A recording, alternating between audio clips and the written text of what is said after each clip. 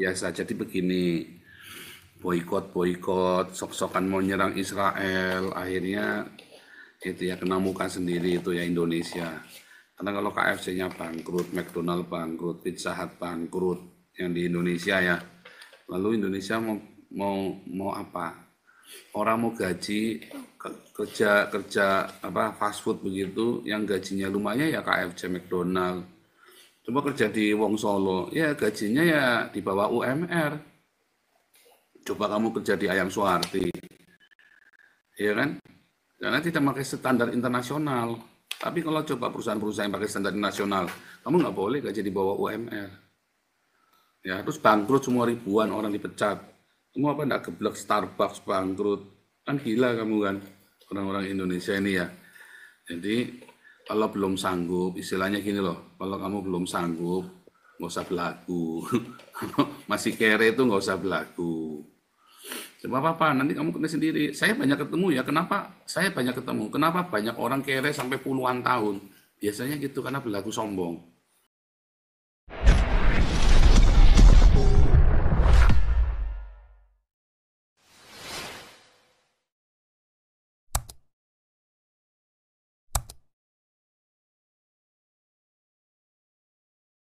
bukan bukan investasi asing ya. Gitu. Ya udah, yang lain lanjut. Thank you.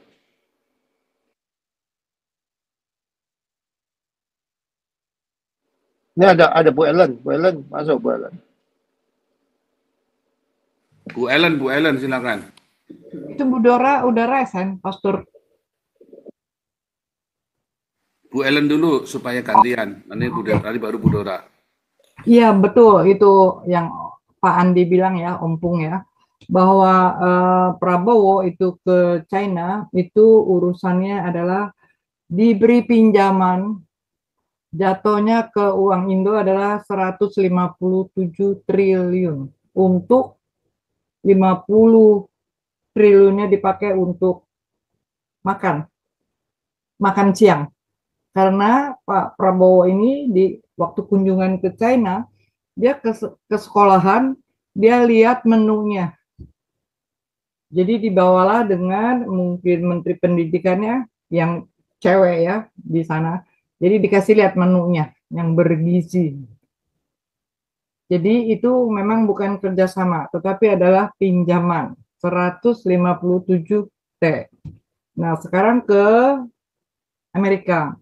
Nah ke Amerika ini kan kerjasama dalam hal latihan militer gitu. Padahal belum lama juga kan latihan militer dengan negara lain. Seperti itu ya. Jadi karena belum 100 hari, belum banyak yang bisa diomong. Memang untuk diplomasi hubungan internasional ke luar negeri, Prabowo ini sangat jago, menguasai beberapa bahasa dan sebagainya gitu ya. Diplomasinya hebat gitu. Cuman nggak tahu untuk melawan kadrun. Karena saya lihat ya, betul koruptor dihabisin, disikat di sana di sini gitu ya. Dana desa pun mau di stop yang sebesar 1 M dana desa per tahun karena banyak dikorupsi. Karena mau diperiksa, jadi kepala-kepala desa ini mulai kebangun jalan gitu. Entah duit yang udah dipakai dia pinjem lagi dari mana, nggak mau tahu caranya gitu. Jadi banyak gerakan membangun jalan, mengaspal jalan karena ketakutan gitu. Jadi karena apa? Gerindra ini juga ada buka laporan dari masyarakat di TikTok ya, di YouTube juga ada ya gitu. Jadi kalau curiga melihat kepala desa entah siapa bupati atau siapa tidak membangun desanya, kotanya, tapi tahu-tahu dia punya usaha, mobil mewah, rumah mewah lebih bagus lagi atau dan sebagainya. Nah, itu bisa lapor, masyarakat bisa lapor. Jadi karena ada gerakan itu, jadi kepala desa ini pada ketakutan.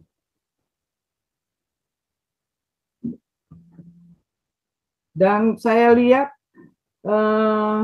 waktu persekusi agama sama sekali belum ada yang menyinggung ke situ ya, gitu. Kalau koruptor sudah cuman undang-undang untuk perampasan asetnya belum ya, gitu. Saya nggak tahu kapan gitu ya. Tetapi masalah persekusi agama itu belum ada para menteri ini yang berkomentar, terutama tentang penangkapan salah satu yang apologet Kristen yang kemarin ini. Beberapa orang ditangkap, tetapi menteri-menterinya masih diam, belum berani.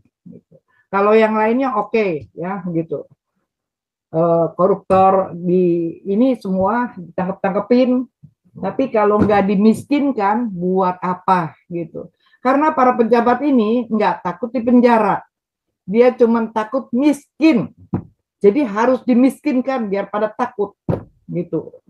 Terus Ompung, saya mau tanya, itu Unifil itu ya, yang di mana bantuan yang di Lebanon itu orangnya itu orang Arab atau orang bule ya? Boleh tahu nggak? Gitu. Ada beberapa negara sebetulnya itunya Bu, kalau Unifil itu ada dari Polandia juga, ada dari beberapa negara lain, Malaysia juga ada. Tapi yang sekarang ini banyakkan dari Malaysia dan Indonesia gitu. Oh. Ya ada juga dari beberapa negara-negara Eropa yang lain gitu ya. Nah, tetapi kalau kita lihat Unifil ini kan tugasnya itu kan melakukan demilitarisasi wilayah antara garis biru itu perbatasan Israel dengan Lebanon dan Sungai Litani. Jadi Hezbollah tidak boleh menaruh senjata di situlah, tidak boleh naruh pasukan di situ. Tetapi yang ada rumah-rumah penduduk yang ada di seputaran daerah itu, termasuk di tengah-tengah hutan, di pegunungan-pegunungan yang ada di Lebanon Selatan, itu dijadikan arsenal, peluncur roket, peluncur rudal gitu ya, tempat artileri. Nah ini bahkan Hezbollah berlatih militer 200 meter dari menara pengawasnya Unifil. Nah, jadi yang paling aneh ketika Israel masuk untuk mengejar ini teroris Hezbollah ini, pasukan Unifilnya datang menghalang gitu. Terus ketika tentara Israel bertanya siapa yang memerintahkan kalian untuk ini, nah, mereka diam saja. Tetapi kalau misalkan nanti Hezbollah menembakkan roket ke wilayah Israel, atau misalkan menembakkan rudal, nggak ada pasukan Unifilnya berbuat apapun. Gitu. Ada 3 kemungkinan.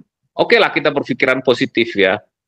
Pasukan Unifil ada 3 kemungkinan. Pertama, tidak punya niat, ya, nggak punya niat sama sekali. Jadi ke situ itu cuman buat berlibur sama sekaligus jalur buat karir untuk naik pangkat lah dalam kemiliteran di tiap negara itu ada. Yang kedua kemungkinan tidak punya keberanian juga ya, karena satu tidak peduli, kedua tidak punya keberanian ya, tidak punya keberanian, artinya ya memang nggak berani gitu, nggak berani untuk melakukan itu. Kenapa?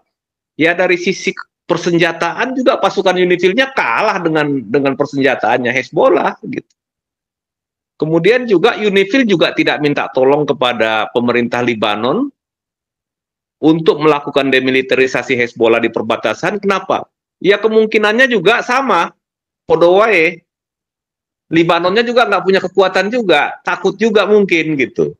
Jadi inilah yang terjadi. Akhirnya Unifil di situ itu ya magabut, makan gaji buta gitu, nggak berbuat apapun untuk perdamaian dunia. Atau yang asumsi yang lebih buruk lagi, ya mungkin PBB memang sengaja menciptakan kondisi seperti itu.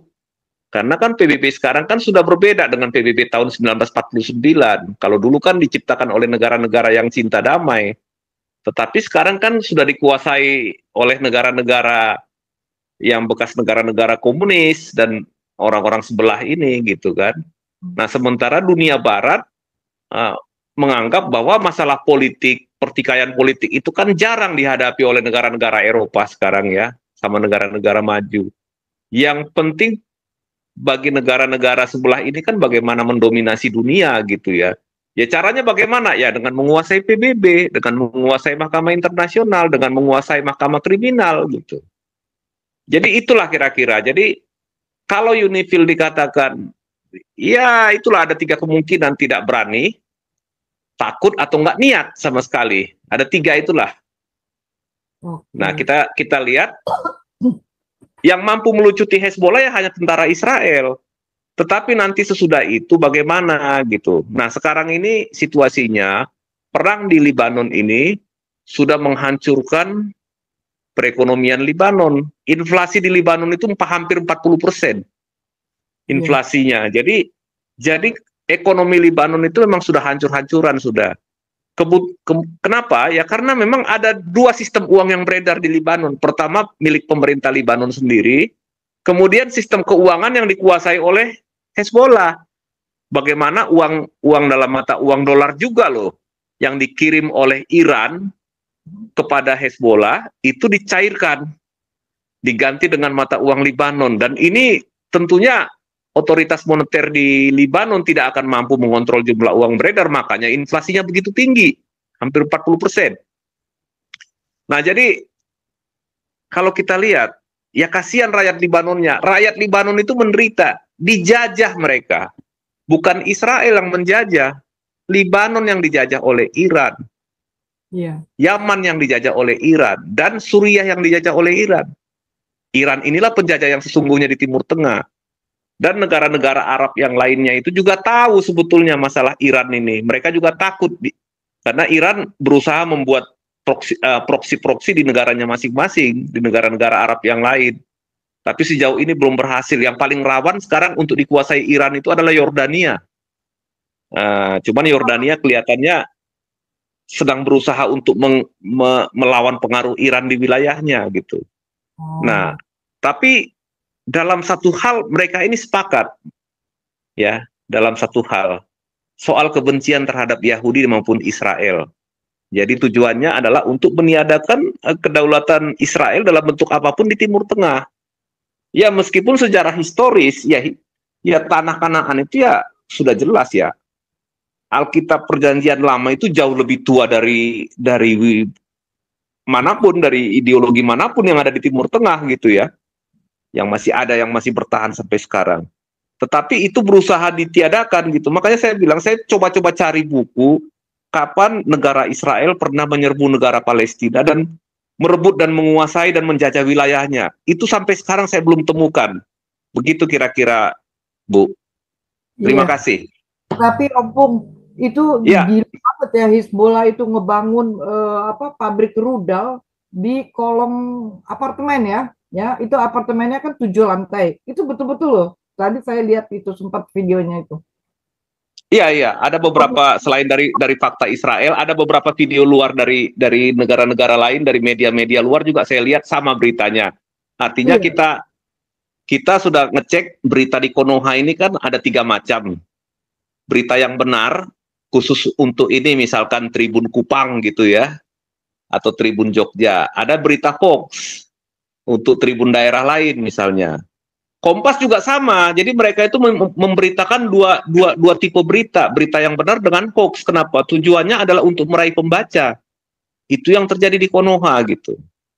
Nah, berbeda dengan berita-berita di luar, meskipun ada framing misalnya ya, tetapi itu masih dalam caranya masih nggak terlalu kasar gitu. Tapi kalau media-media di Konoha ini sebagian besar adalah media propagandanya Hamas.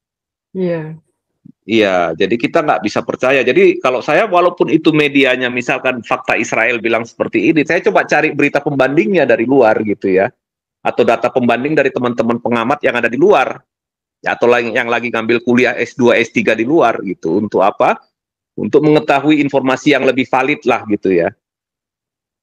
Bukan hanya media. Kadang-kadang media juga tidak bisa dipercaya 100% juga, karena kadang-kadang ya mereka itu tergantung kepentingan dari yang punya dana di media tersebut gitu ya, yang punya yang sponsornya gitu. Nah, itu nggak bisa. Jadi kadang-kadang ya saya juga minta ini berita dari teman-teman yang di luar, ya yang mungkin mereka jauh lebih berpendidikan dari saya lah. Kalau saya kan cuma pengamat kedai tua kan gitu kan, jadi nggak terlalu banyak pengetahuan secara akademis gitu. Nah, cuman kita hasil diskusi di kedai tua aja sore-sore kan gitu. Begitu kira-kira, Bu. Iya, terima kasih Om Pung. Sangat Yuk menolong. sama-sama. Nah, Iya. luar biasa. Jadi begini, boikot, sok-sokan mau nyerang Israel, akhirnya itu ya kena muka sendiri itu ya Indonesia. Karena kalau KFC-nya bangkrut, McDonald bangkrut, Pizza Hut bangkrut yang di Indonesia ya. Lalu Indonesia mau apa? Orang mau gaji kerja apa fast food begitu, yang gajinya lumayan ya KFC, McDonald. Coba kerja di Wong Solo, ya gajinya ya di bawah UMR. Coba kamu kerja di Ayam Suwarti, ya kan? Karena tidak pakai standar internasional. Tapi kalau coba perusahaan-perusahaan yang pakai standar nasional, kamu nggak boleh gaji di bawah UMR.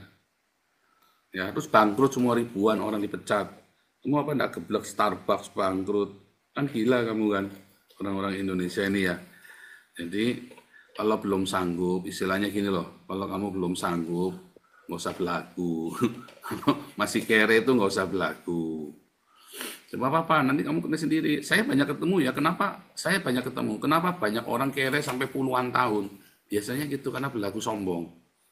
Yang sebetulnya dia tidak rugi apa-apa kalau dia kerja di situ, dia juga tidak rugi apa-apa, hanya karena dia merasa orang itu lebih hebat dari dia, lalu dia nggak mau.